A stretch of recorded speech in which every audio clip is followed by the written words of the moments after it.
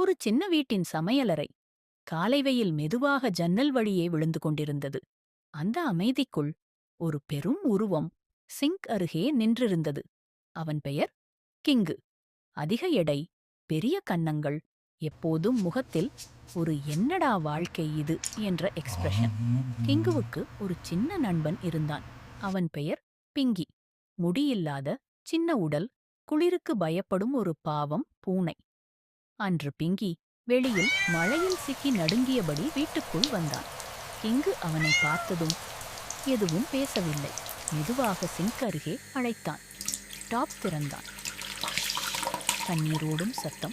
பிங்கி பயந்தான். இது குளியல்தானே என்று அவன் கண்கள் கேட்டது. ஆனால் கிங்குவின் முகத்தில் ஒரு வித்தியாசமான அமைதி. அவன் மெதுவாக பிங்கியை பிடித்து சிங்குள் வைத்தான்.